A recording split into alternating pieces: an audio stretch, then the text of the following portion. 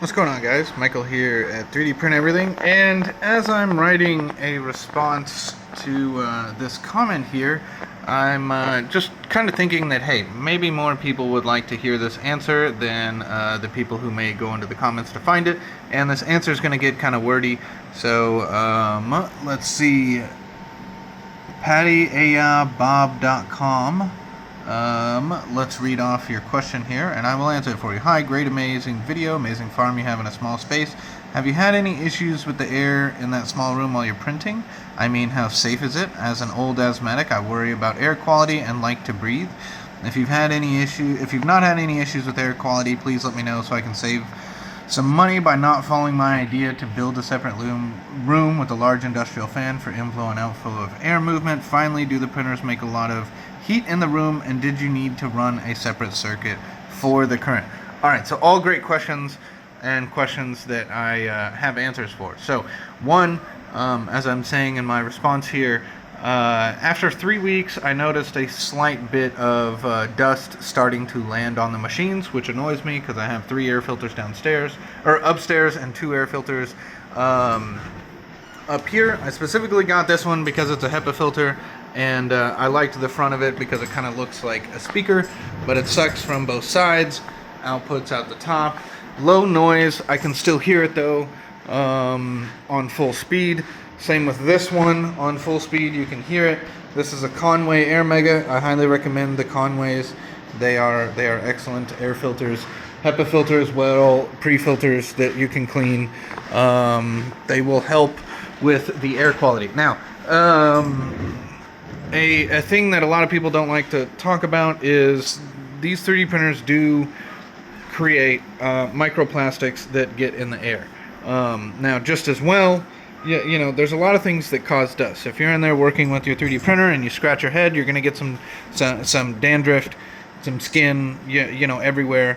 When you open a cardboard box from Amazon, you know, some of that cardboard is going to go into the air. You know, if you question any of this, just get up real early in the morning, kind of like it is here, where you can see the sun coming through, and do something that you know kicks up dust, and you'll see it in the air generally.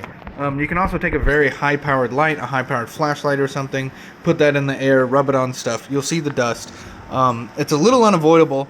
So it's going to matter what you're specifically allergic to or asthmatic to. But to shortly answer your question, I don't believe you need to have an industrial fan for inflow and outflow. I do believe that if you spent, you know, $300 to $700 on some quality air filters in the room, you would be fine, and then just clean the room. Now that's also going to depend on what material you're printing with.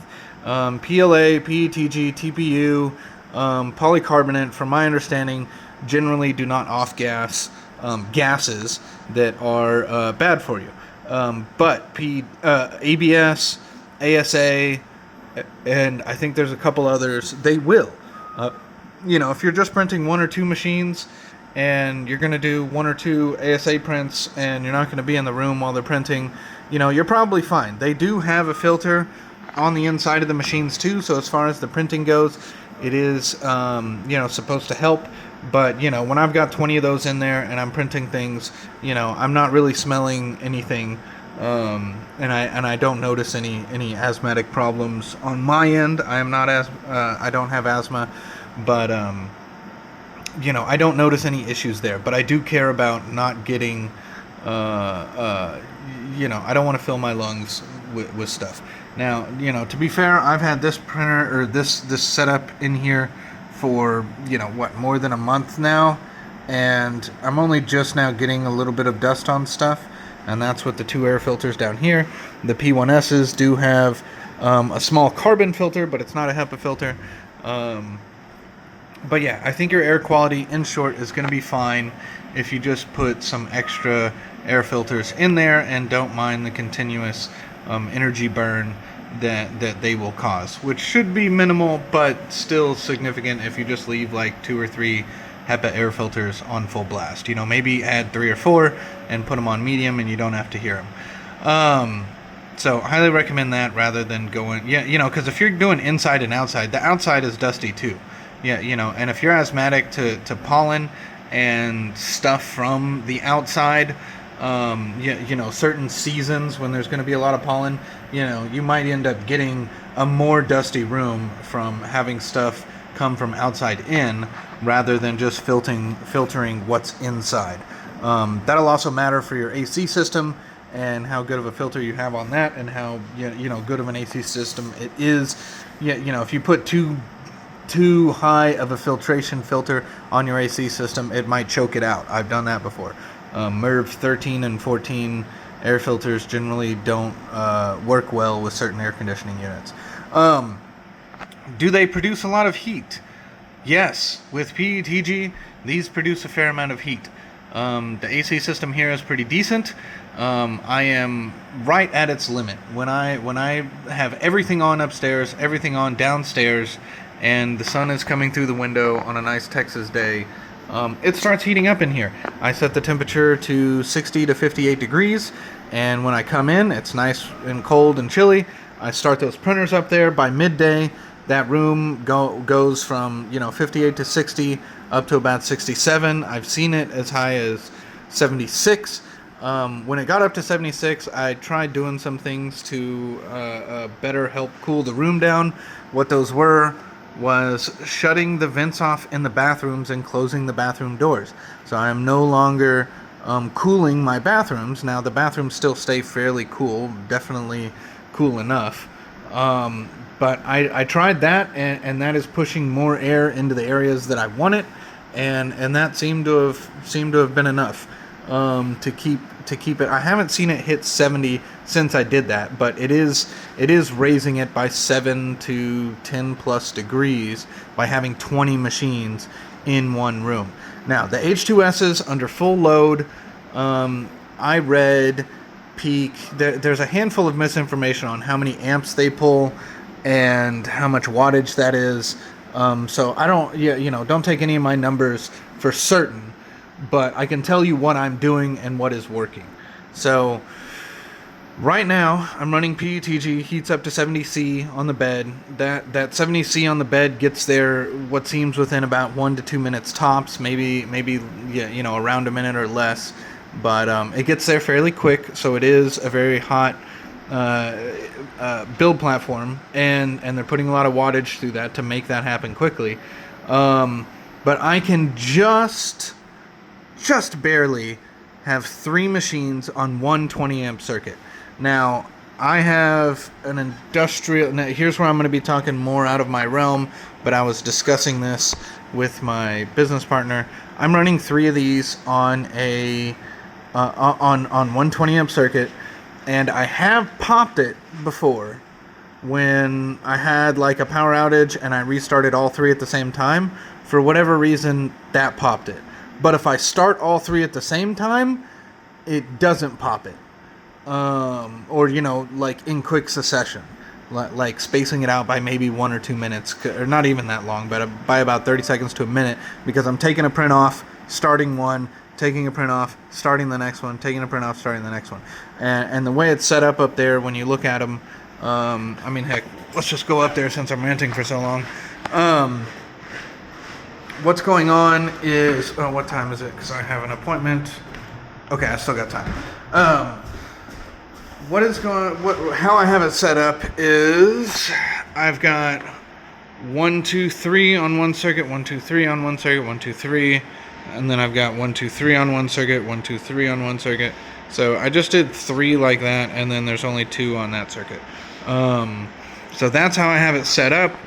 I was luckily able to. This just goes straight to the outside, and then right below it is the power box. So I didn't have to spend too much as far as getting plugs all across the room. I didn't add any plugs anywhere over there. This room came with 20 amps on this side of the room, 20 amps on this side of the room, and I added 20, 40, 60, 80, 100. So in this room, I am pulling from 140 amps. I do not know what the total max draw is with them hooked up and running on average. Would be interesting to know, but I'm more about just getting stuff done rather than like the science of the little stuff. So, sorry about, I just realized. Anyways, yeah, so electricity wise, you're gonna have to spend some money, and you can only put so many. Safely, I recommend only 2. My electrician recommended only 2. He said 3, you're pushing it, and you could potentially cause issues down the line. But after weeks of doing this, I don't see any issues. Don't feel any issues. My cords are not hot. The plugs are not hot. I feel fairly safe and secure that as these are I'm only getting a decent amount of current draw for a very short amount of time, and then they level off during their printing process. Might this change if I do all 20 machines, or let's just say all 3 on one circuit, with the highest filament temp? Okay, I think max draw would be warming up the build plate plus using the heater, because there is a heater as well inside of this to heat the build chamber. So I might have an issue running 3 of these things if I'm requesting the build chamber to also be 70 degrees with 110 on the build plate and 290 on the nozzle. That's possibly going to trip it. I don't know. I didn't buy these to do that. Will I do it in the future? Possibly. When I get orders, I generally don't get orders of 900 that require me to have all machines running on it for an extended period of time. And when I do, it's generally not a super high-end filament or a super hot filament like that. Now I'll show you the dust while I'm in here. So after 2.5 weeks, we have this amount of dust. It's not very much, I would say, but it's enough that we can say, hey, there's a little bit of dust there. But as we can see, I've got one over here, I got one over there, and I got one over here. Maybe I could add a 4th, but they create a little bit of noise. They're not too bad. If I turned them down, they make less noise, but I figure, hey, I'm not paying for electricity here at this location, which is a part of the reason why I don't care about some of these things, and also why I'd rather have cleaner air than a slightly smaller electric bill that I don't pay for. And here I go talking about not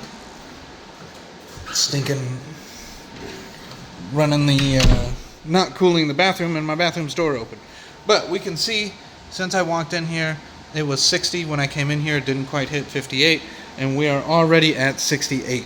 So in just a few hours of these machines running, we've already raised the temp 8 degrees.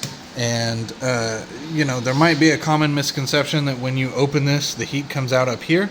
That is not the case. That is for the clean, fresh air that gets pulled down around the build plate area to the exhaust fan down there. And I assume they do that specifically so that your nozzle area gets the cooler air, and that it helps cool the filament, and then it exhausts the heat from down below, out the back. So that's what the little vent is for, is to push the heat out, and that's where it's coming from. Oh, look at that. We got a little bit of filament build up there. There we go. Knock that down. But yeah, guys, that's my deal. Now, if you're curious, how much did all that electricity cost me? Just paying the electrician alone, I'm more than $3,000 into it. My electrician cost me, I think it was like $650 a plug. And that's with some conduit and with some stuff that's pulling the permits. So do it legally so you don't screw anything up and get yourself in trouble. Building code and all that. I don't know anything about it other than I did it. So, on top of those circuits, I also have the sound system and the TV over here. And then I'll also run my laptop on this one. And we also have our Wi-Fi router and everything over there. It's not completely clean / finished up here, but just as a just to show you that the H2Ss have been putting in the work, you know, here's what we've done. That's double stacked high. So everything you see here is that far down. This is 120 of these ceiling tiles. So I've done about 150 of these out of 900. Yay, got quite a bit more to print out, but I'm making good progress. And yeah, highly recommend them. You know, in here I don't see a lot of dust floating around. Not having any issues being up here, don't smell anything. So yeah, now that said too, if we look a little closer, this specific filament, it is PETG, it is a little stringy. If you can just tell, you see the discoloration on the fan there in the front? That is a buildup of the little stringies.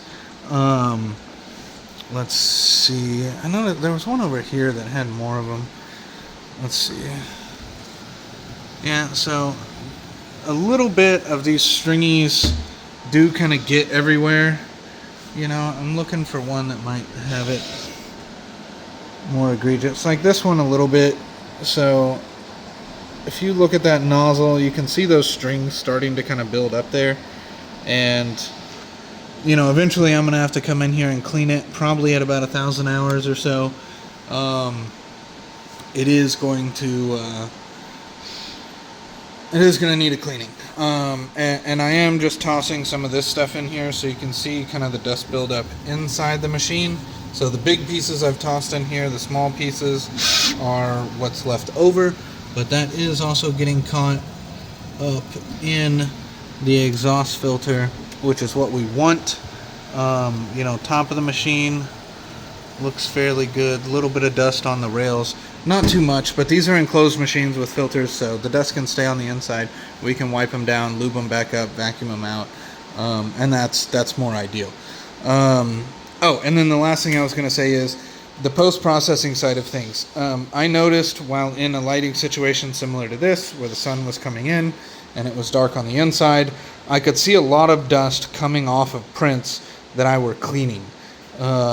So you know, if you care about air quality a lot and not getting plastic in your lungs and whatnot, dependent on how you're cleaning it and what you're doing to clean it, do that right next to a filter, or have some type of hooded vent into a filter, and you can control a lot more of you know, the little stuff that might come off of your prints as you're scraping, cleaning, sanding, firing your prints, even just handling them. Especially if you're doing stuff like PETG that can be a little stringy, and you need to rub the prints off. I had some food grade prints in PETG that created a little bit of a mess. I needed to, you know, clean them, clip them, rub them, scrape them, fire them, rub them, fire them, you know, rub them some more, fire them again, and then I had a perfectly clean part that stuff didn't come off of. But that was kind of the process I had to do. And in one of those lighting scenarios, I saw that it put off a considerable amount of dust, and answered the question of like, where's this dust coming from? Because I don't like it, I don't want it.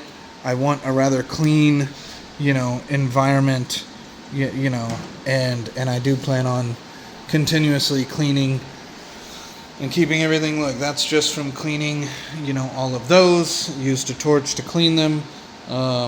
But, you know, it left a little bit like this. This will get vacuumed up, you know. Sweeping also kicks up dust and whatnot. So if you're asthmatic, you know, I recommend using a vacuum with the proper HEPA filter, even for your hardwood floors, rather than sweeping, because that'll just knock that stuff back up in the air. And be sure to have your air filters on high, especially when you're doing that type of cleaning, so that you can capture as much of that dust that gets up there. And yeah, I've talked a lot. I've made 3 videos here, so I'm going to try to get off and get back to work and answering emails. But hopefully that answered your questions and helps reassure you that you don't need to spend a crazy amount of money on a unique air filtration or an inlet exhaust system. You know, if you're worried about the heat, one thing I was thinking about, and this might just be an idea, I had this too, is to do a track of curtains. You know, if you have the opportunity to build your own room for it and get the room a little warm, great. I do feel like these are benefiting from a colder a cooler environment, not cold necessarily, like 30 degrees, but cooler as in 60 to 70 seems to be pretty optimal to keep the heat creep from being an issue. I haven't had any issues with heat creep since I decided to just leave the standard PETG profile alone and not close the vents and not have the build chamber at 40 or 30 or whatever I had it at. But potentially I could do like a set of curtains on a track that I could put over these, and then it would keep some of that heat on that side of the curtains, which would also do the same for like dust and stuff produced by the printers. But like I said, if you take prints from that side of the printers over here and start processing them, you're going to create dust there. But yeah, let me know your thoughts in the comments below, guys, if you experience a lot of dust with these machines or not, and what you think about the electrical setup. Feel free to chastise me for putting 3 on one circuit. I recommend, if you're going to put 3 on one circuit, make it a 30 amp circuit. Make sure your wires are big enough for it, and have an electrician do that, and you should be good. From my understanding, they pull around 8 amps at max, and I believe from starting up 3 without the heaters, they must be pulling less than that, because I'd otherwise definitely be popping it if 3 started at the same time and they were pulling 8.5 each. That would be well above 20 amps. So we're not doing that. Now, something about the industrial setup and 3 poles, and what I started to say downstairs but didn't finish. The load might be split between these 3 different poles slightly, so that my industrial breaker box setup is a little bit more efficient in how it distributes electricity. So I might be able to push more than 20 amps through a 20 amp breaker because of how it's cooling and distributing it. Any electricians, feel free to tell me how stupid that statement was or accurate it may be. I don't really know. I don't really care. I do care about your comments, but what I know is what I have works right now, and that is in an industrial application. If this is your house, I highly recommend you don't burn your house down, and you do it right. You pay a proper electrician, you go off their recommendations, and you make sure permits are pulled, because these are a step up from just your average consumer printer. This is approaching, this is a commercial / prosumer, I would say, printer, and a setup like this is definitely commercial. You can look up the price of these things delivered. They're not cheap. I only was able to afford all this because of this print job right here, and I didn't just buy all these on a whim. I had it all prepaid for. Otherwise, I'd be creeping them in one at a time. But the P1Ss are still excellent machines, and we'll do a video tomorrow when I get 6 of these freed up on that wavy print that I just made a couple of videos on why not to buy the Creality K2 Plus. So let me know your thoughts on that one too. But yeah, guys, thanks again for watching. Like, share, subscribe. I know my videos are otherwise just a big rant, and I appreciate each and every one of you who watch it, because I'm not sponsored by anyone. I don't make money off YouTube. I just do this for the love of sharing information with people and helping people. There's enough 3D print jobs out there that there'll probably never be enough 3D print companies, and I'm here to help everyone from individuals to businesses succeed, and to make friends and connections and share stories and everything like that. Most of my prints are boring, so I always love it when I get a customer or a client who is a 3D printer showing me some of the cool things that have come out. The dragon eggs. I've never printed a dragon egg and a dragon and put it in there. For someone who has 40 plus machines and a combined print hours in the probably hundreds of, maybe 100,000, like I can easily think that I probably have 100,000 plus of print hours. That's between all machines. Never printed a dragon egg and put a dragon in it. I've printed a handful of dragons and stuff, but I mostly just give those away, and those are probably the most, there's probably people out there who have 200,000 hours just printing dragons and dragon eggs. My stuff is boring. My stuff is ceiling tiles and whatever people ask. So sometimes it's cool stuff. Sometimes it's cool stuff that I can't talk about. But most of the time it's just brackets and parts and prototypes and boring stuff. Anyways, guys, have a good day. It was good making this video. Like, share, subscribe, all that cool stuff. And thanks again for watching these videos that have zero editing, zero funding support, never gotten a giveaway. Like literally, I haven't even had anyone send me a free printer or free roll of filament. So I would appreciate growing this channel and getting it to a point that I can maybe afford an editor one day and a more regular schedule of making videos that'll be a little bit more entertaining but still grounded in these roots of just providing information and ranting. But I know there's a lot of potential here with the YouTube, so if you're interested, feel free to reach out to me, 3dprinteverything.net, emails down at the bottom, and would be happy to work together with someone if you see the potential in this YouTube channel, because it is monetized, it is growing, and I know if I could just be consistent with videos and make videos that were more interesting, there could be an income from this, or potentially do unique stuff for Patreon and everything. Sorry, I'm just kind of mind dumping, but anyways, guys, I'll shut up. Thanks again. Like, share, subscribe. Laters.